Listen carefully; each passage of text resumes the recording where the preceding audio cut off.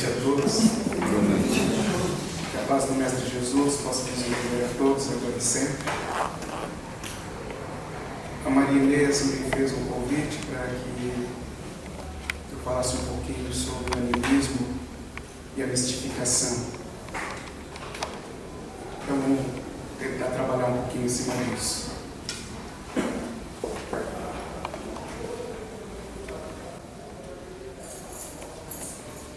Jesus nos tem concedido uma imensa oportunidade de operarmos em seu nome através do instrumento conhecido como mediunidade, que nos proporciona a oportunidade, então, de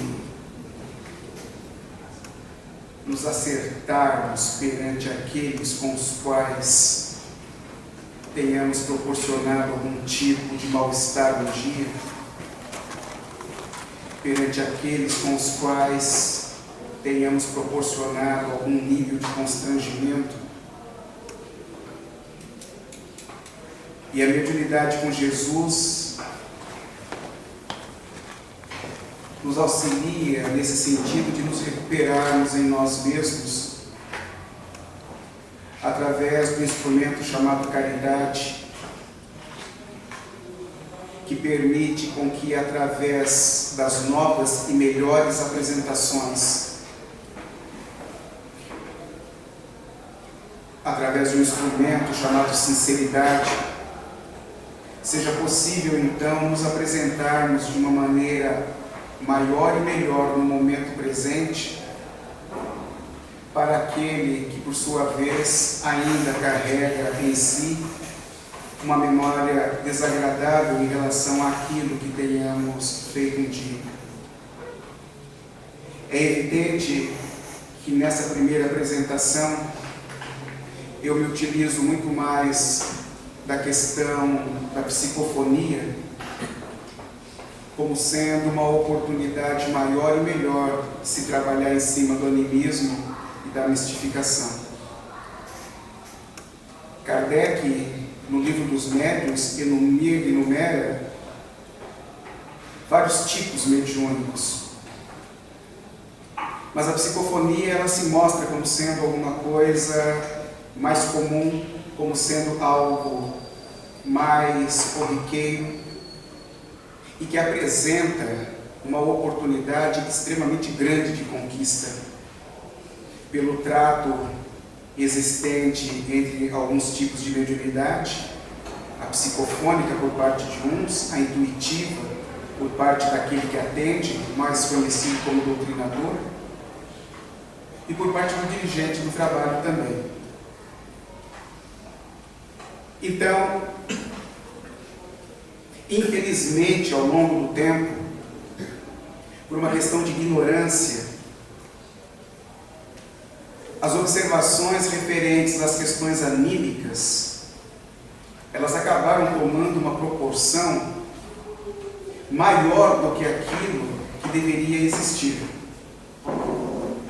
Porque, se nós formos buscar em Kardec, nós não encontraremos a palavra animismo. Se nós buscarmos em Kardec, no máximo que nós vamos encontrar é a nota de rodapé apresentada pelo tradutor, no caso o Herculano Pires, fazendo uma referência do animismo a Alexander Aksakov, que escreveu em 1890 um livro chamado Animismo e Espiritismo. Mas é fundamental que se interprete que o Aksakov era alguém apaixonado pelo tema e, como um cientista, como filósofo que era, buscou então a experimentação.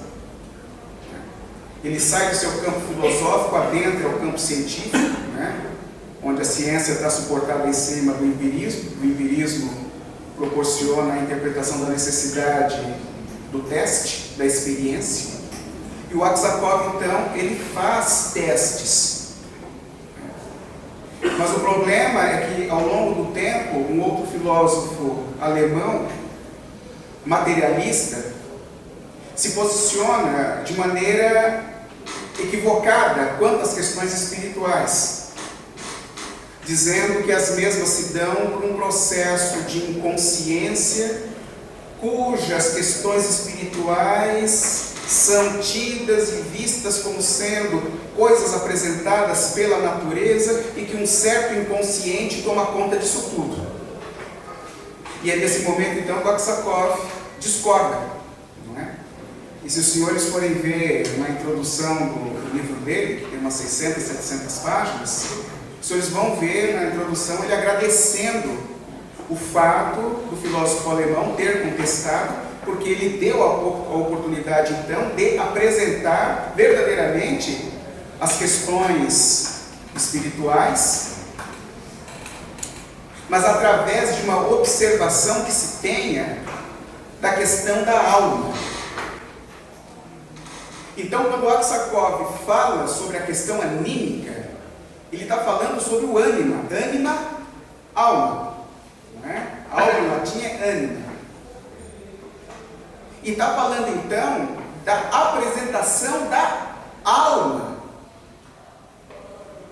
E se nós formos então em Kardec, no início do Livro dos Espíritos, na introdução do Livro dos Espíritos, que é a parte que geralmente ninguém lê, todo mundo fala que lê o Livro dos Espíritos, pegando das questões do início ao final, mas ninguém estuda a introdução e ninguém estuda os prolegômenos, que são duas partes fundamentais, para que se possa interpretar depois o que Kardec vai apresentar ao longo de todas as questões lá colocadas. Os espíritos vão apresentar a Kardec através das questões lá colocadas. E nós vamos encontrar no item 2 da introdução os espíritos fazendo uma abordagem muito clara sobre a questão da alma, para que não houvesse nenhum tipo de confusão ao longo da tratativa que a obra apresentaria. E num determinado instante, o que os espíritos colocam como um processo que pudesse ser interpretado como definitivo. Porque eles vêm didaticamente, amorosamente, apresentando exemplos que estruturam, então, as possíveis confusões que se possa fazer em cima de uma denominação. E o que os Espíritos nos dizem é que, em razão da pobreza do nosso vocabulário, não é possível, então, através de uma única palavra, abranger um espaço maior, denominativo. Então, eles fecham a questão dizendo o seguinte: alma vital, envolvendo energeticamente todos os seres da criação, animal, vegetal e homem. Alma intelectual, envolvendo o animal e o homem. E alma espiritual, envolvendo só o homem. Isto encontra-se no segundo item da introdução do Livro dos Espíritos. Então, perface a interpretação muito clara de que, denominativamente, a alma encontra-se voltada para o estabelecimento do posicionamento daquele que se encontra envolvido com a matéria, e espírito para o ser interno, eterno. Então, por algum motivo, Aksakov foi interpretado de maneira equivocada, porque ele trata sobre as questões da alma, envolvendo aquilo que se encontre além das questões físicas e materiais. E alguém, ao longo do tempo, se confundiu, acreditando que nas questões mediúnicas, O animismo tem se dado em razão de uma apresentação que não se faça e não se mostre como sendo verdadeiro. Equivocadamente, o que tem se visto e interpretado é isso. Mas é fundamental então que se interprete o seguinte, e há necessidade então de trazermos a baila Joana de Ângeles na sua enciclopédia psicológica. Todos nós nos encontramos montados e suportados em cima de uma estrutura chamada self, que é o mim mesmo. E o self, o mim mesmo, perfaz então algumas estruturas a serem interpretadas, que nos possibilitará então interpretar a estrutura do espírito, a maneira como o espírito internamente tem se apresentado. Desde que fomos criados simples e ignorantes, onde em Kardec observamos este ser como sendo o princípio inteligente que depois toma a forma de espírito, já vem recolhendo do meio as impressões que serão constituídas e apresentadas como sendo arquetípicas. Os arquétipos que podem ser interpretados como sendo as informações que vão sendo absorvidas e mantidas ao longo do tempo. E toda esta linha arquetípica, na interpretação dos processos reencarnatórios com os quais venhamos a nos envolver, vão perfazendo então um banco de dados. Por isso que se diz que o conhecimento nunca é perdido. Tudo o que você já foi um dia, tudo o que você já fez, tudo o que você já pôde absorver do meio, tudo o que você traz como informação, desde o momento em que você foi criado simples e ignorante, encontra-se existente em você, através dos arquétipos que você mantém, que geram uma projeção, estabelecendo então o inconsciente, que gera uma projeção estabelecendo a tua estrutura psíquica, que é a tua estrutura emocional, que abre um braço para a estrutura psicológica, que é o que você possui. Então esta estrutura é o self, esse é o mim mesmo. E partindo-se então do princípio que todos nós nos encontramos reencarnados, então há que se interpretar que no processo reencarnatório você tem um divisor de águas, você tem uma porta que impede com que as informações do inconsciente profundo, do processo histórico no qual você se encontra envolvido, passe para o teu estado de consciência, que é o momento de encarnado no qual você se encontra.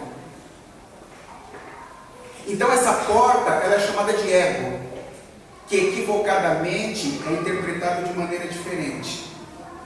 O ego é a porta que impede com que as informações do inconsciente profundo sejam transferidas ou se transfiram para o teu consciente, que é o teu estado presente e momentâneo.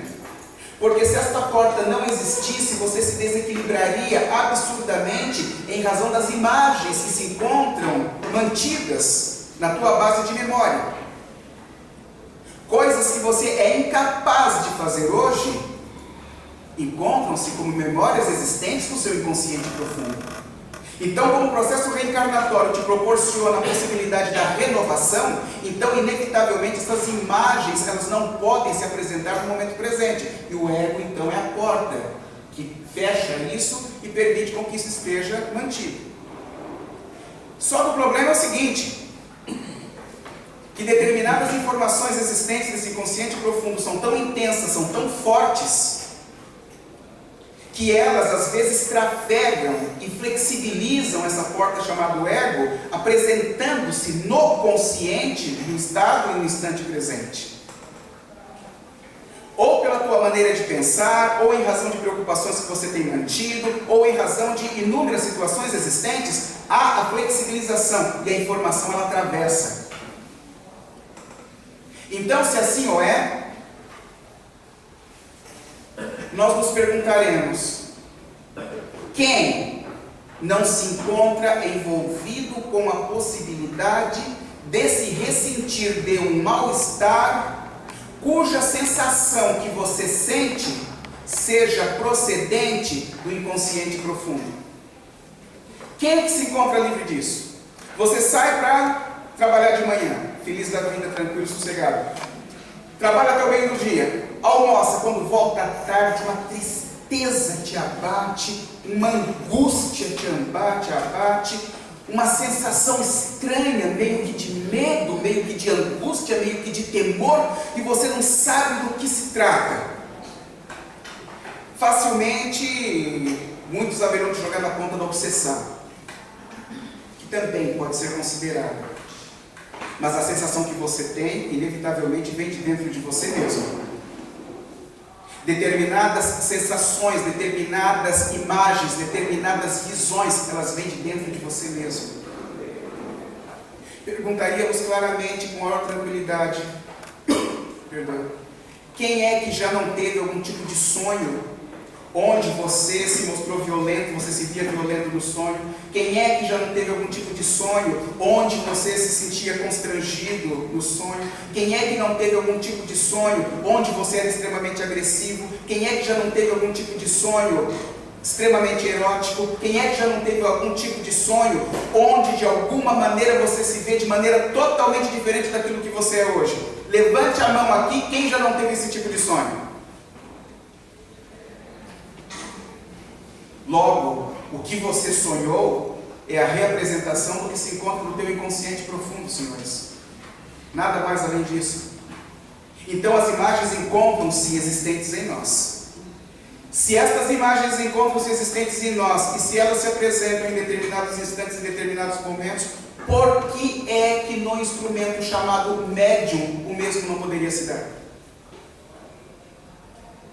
O médium é diferente de alguma outra pessoa reencarnada? O médium é alguém destituído de um passado? O médium é alguém destituído de memórias, de imagens? Não, claro que não. Claro que não. Então, é muito importante que tenhamos extremo cuidado quanto a esta interpretação anímica, quanto a esta observação denominativa que se apresentou e se apresenta de maneira equivocada, para que não venhamos a incorrer no deslize de ou prejudicarmos um traço mediúnico muito bom que algum amigo apresenta, ou de proporcionarmos a ele, pelo nosso julgamento, algum nível de inconstância ou de insegurança, que fará com que ele não mais venha a se apresentar firme, seguro, para o trabalho em nome do nosso Senhor Jesus Cristo. Então é muito importante que nós interpretemos determinadas situações existentes, porque se nós buscarmos na literatura séria, nós encontraremos determinados casos em que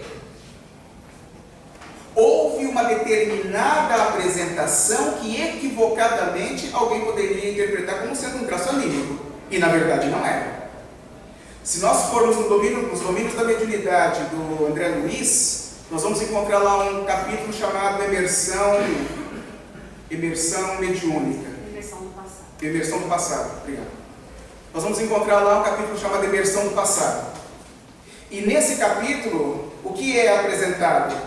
De alguém que busca auxílio numa casa espírita, é médium sem saber que o seja, é médium de psicofonia sem que interprete que isso esteja ocorrendo, e antes de ser atendida na casa espírita, começa então todo um diálogo, toda uma comunicação, onde ela se coloca em posição de culpa, onde ela reclama, onde ela se ressente profundamente. E o André Luiz está com o assistente e diz o seguinte: mas ela está dando uma comunicação, mas nós não vemos nenhum espírito perto. É um processo anímico, então, que a nossa amiga está passando? E o que o instrutor diz? Não é uma questão anímica. ela está revivendo situações existentes no seu inconsciente profundo, que se afloraram neste instante de maneira extremamente forte. Numa outra situação, na literatura do Manuel Filomeno de Miranda, em Trilhas da Libertação, nós vamos encontrar um capítulo chamado Terapia Desobsessiva, onde a médium encontra-se em trabalhando, envolvida, e de um momento para o outro solta um grito ensurdecedor. Começa a se contorcer em razão da dor que sente. Mas o que está acontecendo? Tem um espírito que a obsidia, ela, ser individual, e por não perdoar o que foi feito, magneticamente o que é que faz? Torce o ovário dela. E quando ela se ressente do que está acontecendo, ela solta aquele grito pavoroso de dor, de uma dor física que realmente está sentindo. Obviamente, no perispírito, mas que é refletido na estrutura física, orgânica. E começa então a falar sobre determinadas coisas que naturalmente apresentam um mal-estar, sensações ruins, de culpa, de posicionamento, de ter assumido a problemática existente. E o questionamento é feito: é um processo anímico que está acontecendo? Não, não é um processo anímico que está acontecendo.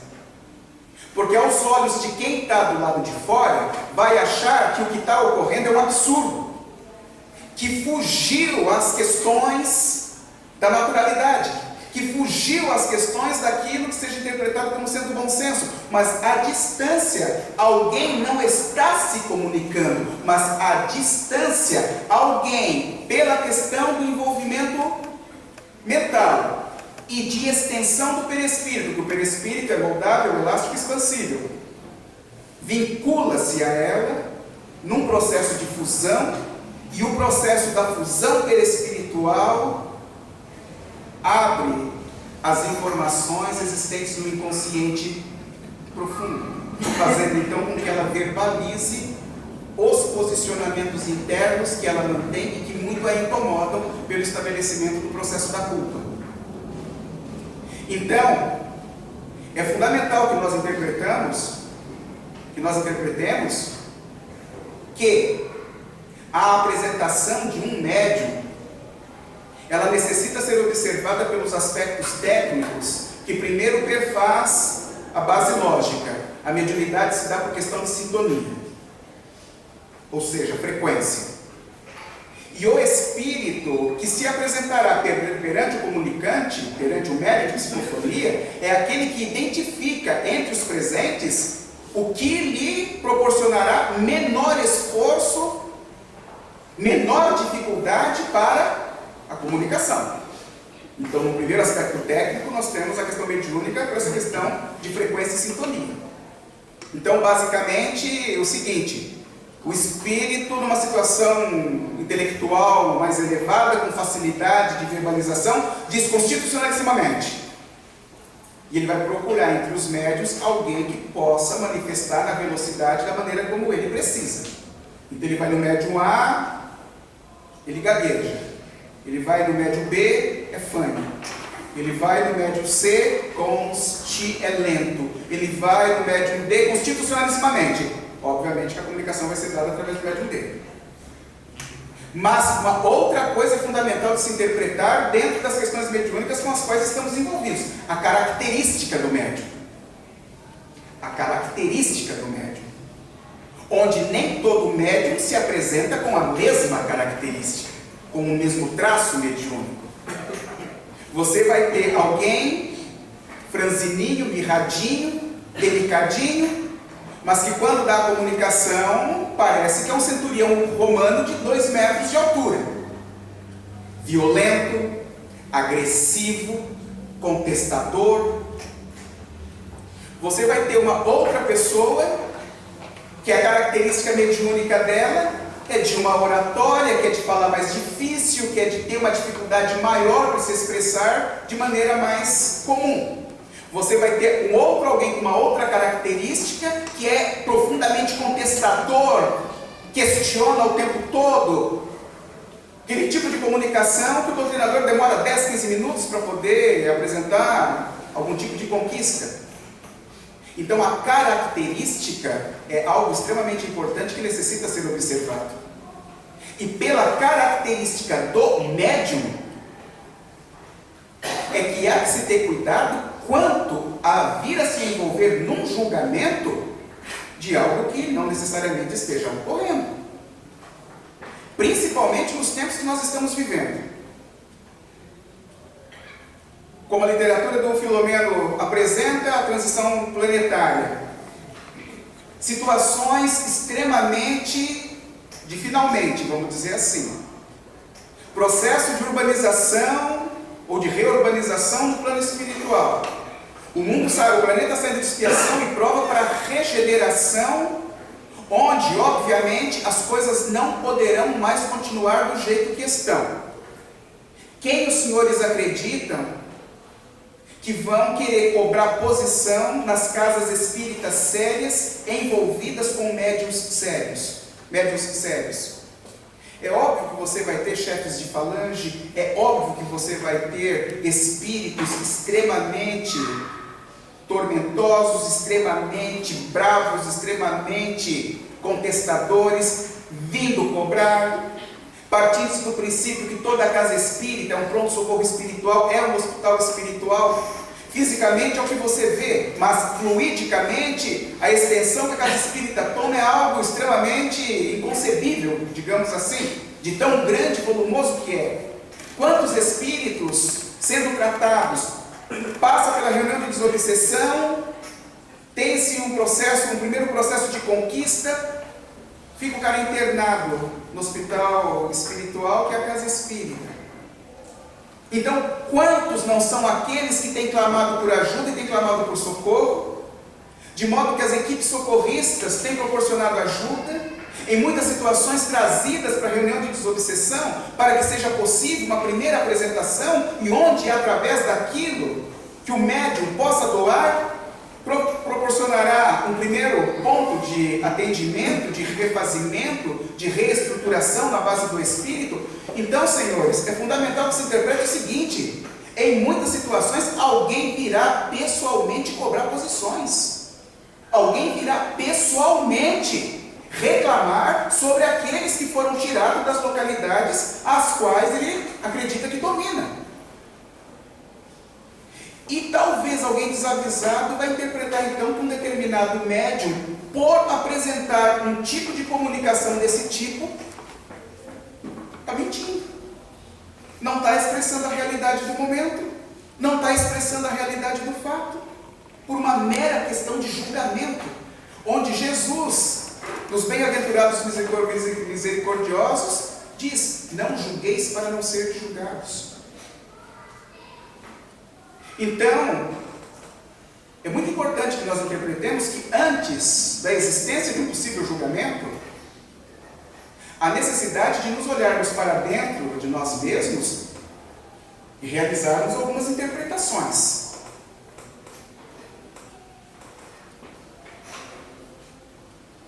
Um determinado percentual daquilo que é apresentado pelo médium de psicofonia é dele e não é do espírito. Você vai chegar e vai dizer o seguinte, partindo-se do princípio das características, você vai ter médiuns que operam com várias características, são mais raros, mais difíceis de serem encontrados. E você vai ter médiuns onde o tipo da comunicação que ele dá é sempre do mesmo jeito, é basicamente do mesmo jeito. Pode mudar o assunto, pode mudar o fato, pode mudar a apresentação, mas a característica é basicamente sempre do mesmo jeito. E daí você vai chegar e vai dizer o seguinte: o espírito que se apresenta com fulano de tal é sempre contestador, sempre dá um trabalho imenso ao doutrinador, o doutrinador tem dificuldade para trabalhar porque ele contesta muito, ele não aceita, é uma dificuldade imensa. Isso é só do espírito? O médium é assim. Se você for na vida de relação dele, ele se apresenta assim tem um traço de questionamento, ele tem um traço de não acreditar facilmente nas coisas. E na reunião mediúnica, quando o espírito se apresenta, um certo percentual dessa dificuldade, entre aspas, observada no espírito, não é só do espírito, é também do médium. Então, se isso está acontecendo, se esse médium é sério, se esse médium é uma pessoa responsável, se esse médium é uma pessoa de bom coração, se é uma pessoa envolvida com a causa e com a casa, e partindo-se do princípio que um certo percentual é dele, você vai dizer que isso é animismo? Você não pode dizer isso. Você não pode dizer isso. Porque parte deste percentual oferecido pelo médium é em razão do quê? Em razão do que é resgatado do inconsciente profundo. E é em razão do que é resgatado do inconsciente profundo, por quê? Porque se a mediunidade se dá por questão de frequência e de sintonia, quando um espírito que se apresenta muito próximo àquilo que você é, se manifesta, ele está ativando também parte do que está no teu inconsciente profundo. Por isso que um percentual disso é exatamente aquilo que você apresenta. E não é animismo. Então, meus amigos, é importante que nós venhamos a interpretar melhor Kardec, não é? Porque Kardec, os espíritos através de Kardec, são os primeiros a dizerem sobre a possibilidade das questões internas do médium virem a se apresentar. Kardec é o primeiro a traçar isso. Ele questiona sobre esse tipo de possibilidade. Se os senhores forem num capítulo fantástico dos livros dos médiuns, chamado O Papel dos Médiuns nas Comunicações, os senhores vão encontrar essa possibilidade de apresentação por parte do próprio médium, trazendo algo interno dele mesmo. Então, se alguém com maior sensibilidade, se nós estamos estudando sempre, se nós estamos frequentando a casa espírita sempre, se nós nos encontramos no interesse de nos apresentarmos um pouco melhores a cada dia, obviamente isso perfaz também a interpretação de que a sensibilidade mediúnica está sendo aumentada. A sensibilidade perispiritual está sendo aumentada. E se isso está acontecendo, e se um determinado médium, num determinado dia, depois das reuniões, da reunião mediúnica, vira para o dirigente e diz o seguinte: houve a apresentação de um encarnado aqui hoje na reunião de desobsessão.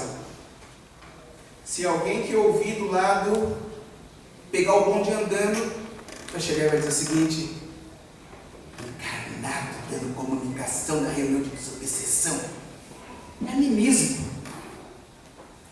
E eu vou perguntar para os senhores o seguinte: se Kardec evocava a sua época, por que um encarnado não pode dar comunicação numa reunião de desobsessão? Ou vou melhorar o questionamento. Entre tantas e muitas comunicações com as quais os senhores tiveram a oportunidade de se envolver, digam-me com toda a certeza, todas eram de desencarnado? Quem mapeou isso? Quem conseguiu definir isso? Ninguém. Ninguém. Mas é importante que se interprete que é óbvio que há uma diferença entre a apresentação do encarnado e a apresentação do desencarnado. O traço energético é diferente. Não precisa ser muito esperto para perceber quando é encarnado e quando é desencarnado. O traço magnético é diferente, né? Então você vai perceber. E você vai dizer então que é animismo? Não, foi uma questão normal. Então, posto isto, as questões referentes ao fato do médium vir a se apresentar em um determinado instante, pode então nos apresentar problemas pessoais pelos quais ele possa estar passando, preocupação extrema que abre a sua questão psicológica. problemáticas internas que ele vem carregando e que não vem dividindo com alguém, e isto num determinado instante aflora. Se nós formos pegar toda a interpretação das catarses existentes nos clientes do Freud, a psicanálise criada por Freud, apresentada por ele, visava basicamente o quê? Extrair da parte psicológica profunda do ser algum tipo de informação que permitisse com que ele puxasse o novelo para depois começar o tratamento. Ele se aproveitava das catarses, quando ele fazia lá os teatros dramáticos, onde todo mundo começava a fingir um personagem, a apresentar um personagem. O que o Freud está fazendo? O Freud está analisando o que está ocorrendo.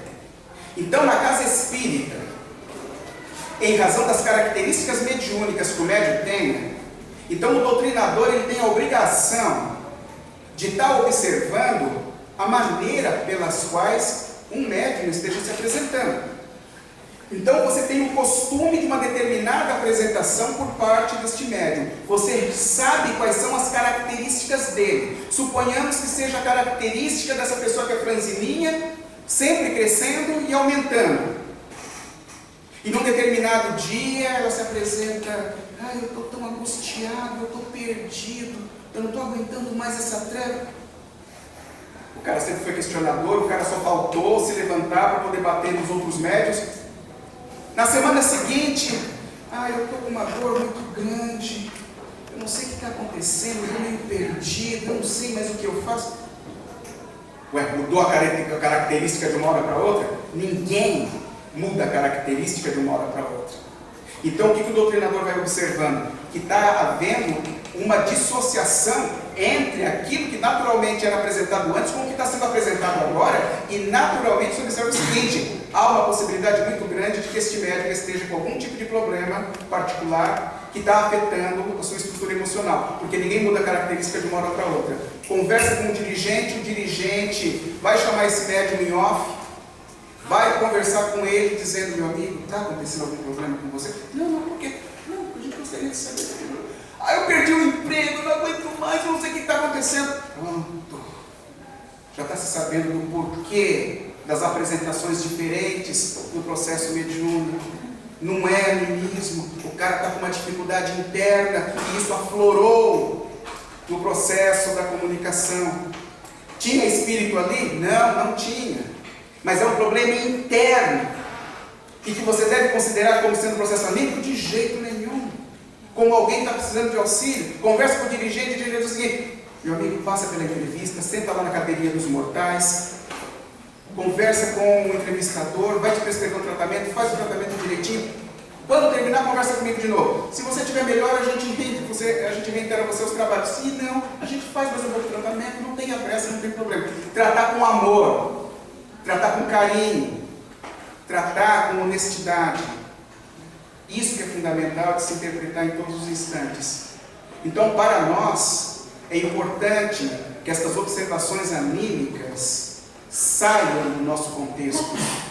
Porque se você permanece acostumado com esse tipo de informação, sem querer você pode pegar e falar a respeito num grupo que está fazendo desenvolvimento mediúnico.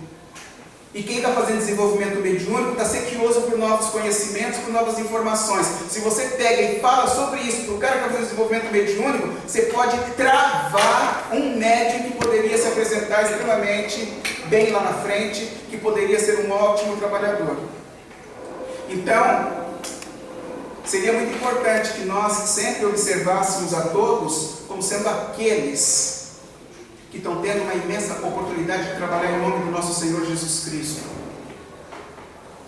como sendo aqueles que se encontram envolvidos com a oportunidade de, obedecidas as proporções, fazer a mesma coisa que Jesus fazia: envolver. Porque se formos na influência moral do médium, no capítulo que trata sobre a influência moral do médium, nós vamos observar que coisa fantástica que o médium tem condições de fazer perante o espírito que se apresenta. o envolvimento através de um processo de fusão perispírito a perispírito, partindo-se do princípio que o médium emocionalmente esteja um pouco melhor do que o espírito que ali dá a comunicação, ele, na fusão, transfere, na fusão envolve, na fusão proporciona um processo de reestruturação molecular das bases do perispírito, do espírito que está se apresentando naquele instante. Por isso que em determinados instantes no final da comunicação, você vai observar que ele já se encontra mais amenizado, se encontra mais aberto, menos resistente e em condições de aceitar o auxílio que lhe seja proporcionado. Então, se o outro item que eles pediam a mistificação,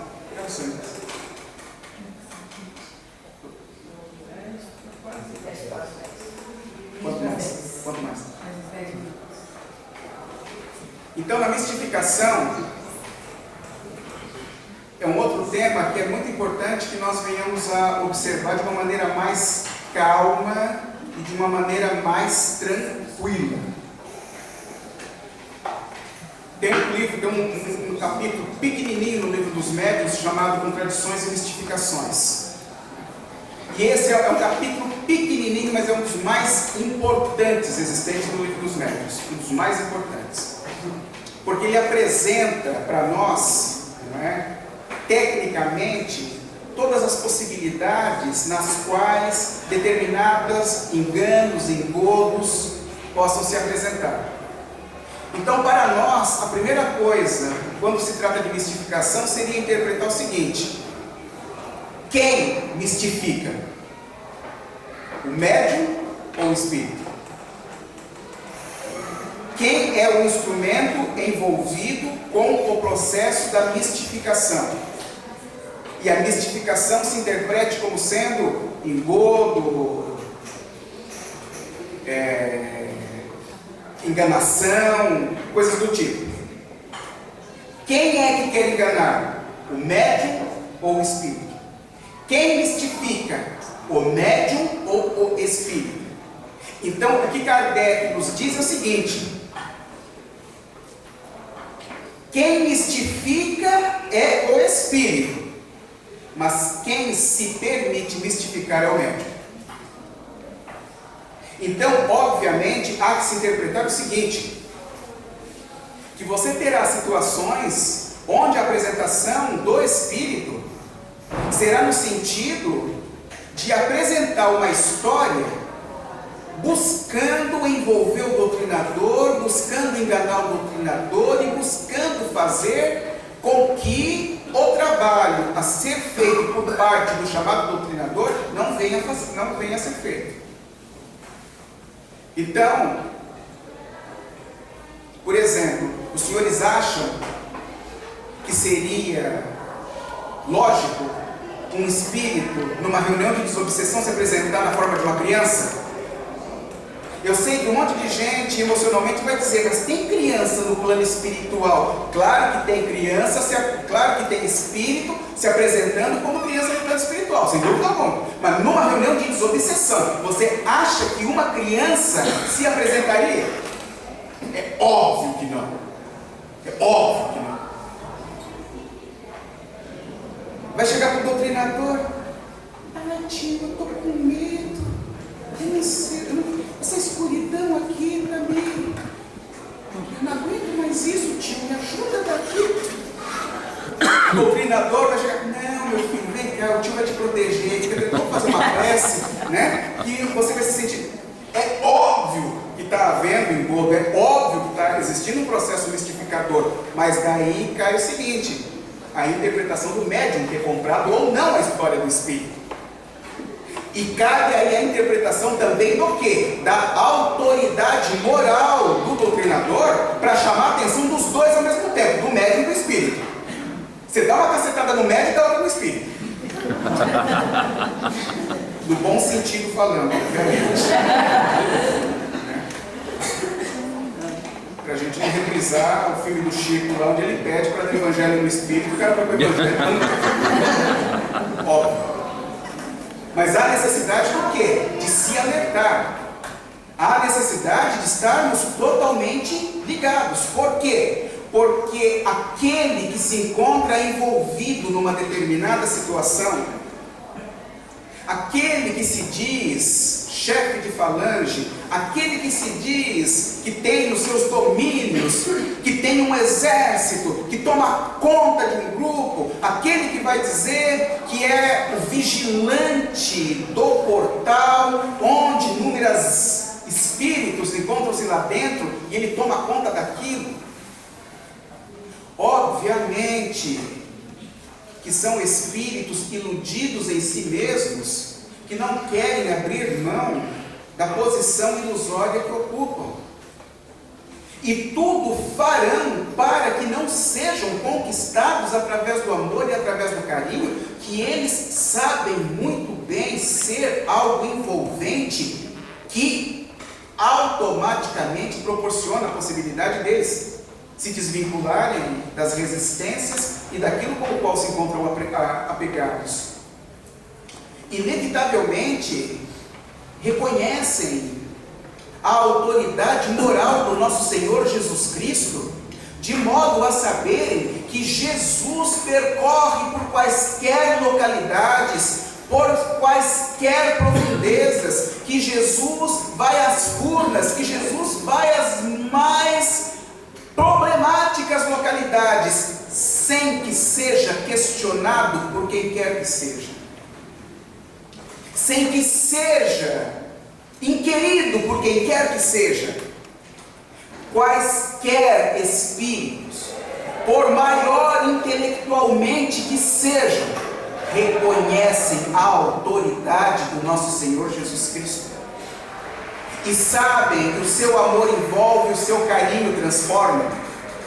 Então, inevitavelmente, perante aqueles que sinceramente buscam servir em seu nome, sabem do risco que é serem envolvidos em apresentações de amor e de carinho, que naturalmente ameniza as resistências que têm sido mantidas por longa data. Por isso, então, vão tentar iludir o doutrinador, por isso vão tentar fazer algum tipo de ameaça, por isso vão tentar desestimular para que não sejam conquistados, para que não sejam envolvidos. Então, a mistificação é o espírito, mas o médium pode se permitir ser mistificado. Mas, de qualquer forma, é muito importante que nós interpretemos que isso só vai até um determinado ponto. Outro dia eu estava comentando aqui, eu não me lembro se está no livro dos médiuns, se é nesse capítulo que diz contradições e mistificações, ou se é num outro livro. Acredito que deva ser num outro livro, eu não estou lembrado agora. Mas que tem uma situação onde, numa reunião de desobsessão, o espírito se apresenta e se diz Jesus. E o doutrinador então vai dando corda, né? Na conversa, vai dando corda, vai dando corda, vai dando corda, e num determinado instante o espírito vira-se para o doutrinador e diz o seguinte: olha, espera um pouquinho, acho que está tendo um engano aqui entre nós, porque na verdade eu não sou o Jesus que você imagina que eu sou o Jesus da Silva.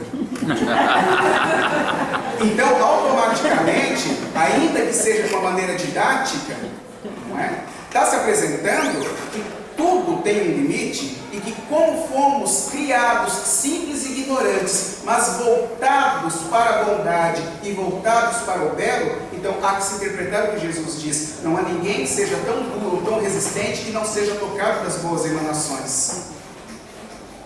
Então, de qualquer forma, por parte de todo aquele que queira se esconder, que queira se camuflar, há necessidade de que nos mantenhamos firmes, há necessidade de que nos mantenhamos sempre envolvidos com a interpretação de que é um irmão, de que é hoje aquele que fomos antes, e que, como tal, por conhecermos aquilo pelo qual ele passa, então nunca mais queremos voltar às mesmas situações, e não queremos também que um irmão se encontre envolvido na mesma posição.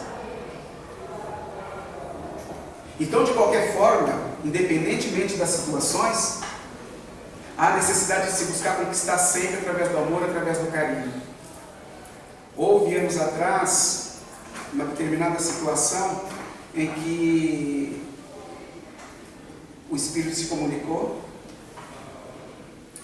o doutrinador deu boa noite para ele, boa noite, e antes que o doutrinador pudesse falar qualquer coisa, ele busca se autoproteger fortemente, dizendo o seguinte: eu conheço tudo sobre o Evangelho, eu conheço tudo sobre o que você vai me dizer, podemos conversar sobre qualquer coisa. Do que você conhece, eu também conheço. Sobre o que você quer falar hoje? E o doutrinador vira-se para ele e então diz o seguinte: que você conhece, eu não tenho dúvida, mas eu só quero saber, de tudo que você conhece, o que é que você tem botado em prática? Aí quebrou a resistência e a partir daí então começamos a conversar. Então, a mistificação, ela não pode ser julgada, como o animismo também não pode ser julgado. Todas as situações são condizentes a um grande processo de aprendizado no qual estamos envolvidos.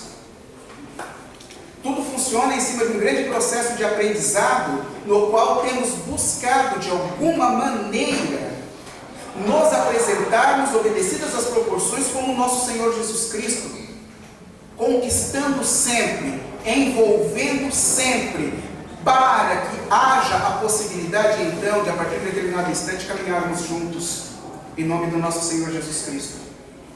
Então, meus amigos, a reunião de desobsessão é uma das coisas mais lindas das quais se possa imaginar. A reunião de desobsessão é aquilo onde nenhum dia é igual, onde sempre a situação se mostra diferente e onde sempre a informação que é passada é acumulada em nós, é aumentada em nós, nos proporcionando maior discernimento quanto aos demais tratamentos. Então, que não busquemos em nenhum momento fragilizar a quem quer que seja, que não busquemos em nenhum momento a tecer comentário maldoso, julgador, daquele que se encontra ombro a ombro, trabalhando conosco em nome do nosso Senhor Jesus Cristo. A oportunidade de renovação, pela oportunidade de conquistar aquele que se apresenta ignorante neste instante, é imensa e se encontra aberta para todos nós. E não há mais a possibilidade de despendermos tempo em cima de situações que não agreguem mais valor. Para aquele que você observa que se encontra afetado emocionalmente, converse com o dirigente espírita para que ele possa ser tratado o mais rápido possível. Para aquele a quem o espírito está tentando envolver num processo de ilusão, a necessidade de conversarmos, a necessidade de nos apresentarmos de maneira cautelosa, de maneira carinhosa, de maneira envolvente, para que ninguém se desestimule quanto a continuar trabalhando na casa e pela causa espírita, para que ninguém abra mão daquilo que a duras penas foi alcançado até aqui, porque termos chegado até este instante, senhores, não foi fácil. Não foi fácil.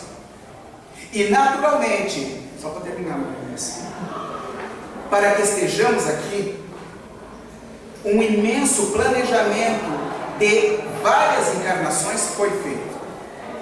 Um planejamento onde temos sido preparados ao longo do tempo para aqui estarmos operando neste instante. Não foi algo que aconteceu do nada, não foi algo que aconteceu de maneira aleatória. Cada um de nós aqui é reconhecido no plano espiritual como sendo um médium, com uma determinada característica.